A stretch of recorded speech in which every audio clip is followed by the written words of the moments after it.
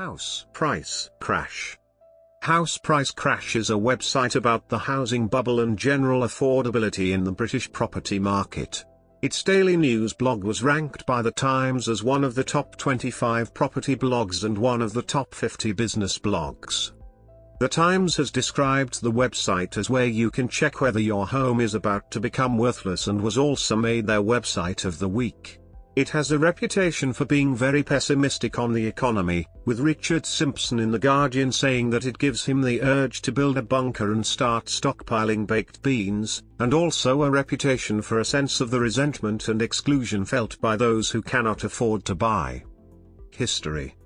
The site was established to collate and disseminate economic literature with specific regard to property in the UK and globally, and to act as a counterbalance to the huge amounts of positive spin the housing market receives in the main media.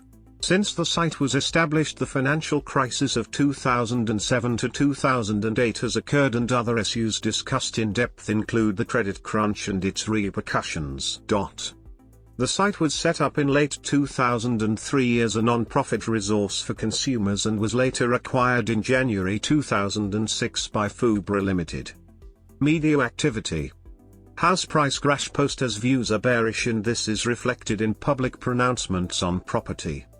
The website's former spokesman Jonathan Davis made various appearances in the media, including BBC Breakfast, BBC 6 o'clock and 10 o'clock News, Politics Show, Money Box, Sky News, Panorama, ITN's The Tonight programme and Bloomberg TV, as well as numerous radio appearances, for example Jeremy Vine, BBC Radio 5 Live, and in national newspapers including The Guardian, Liberación, and Forbes.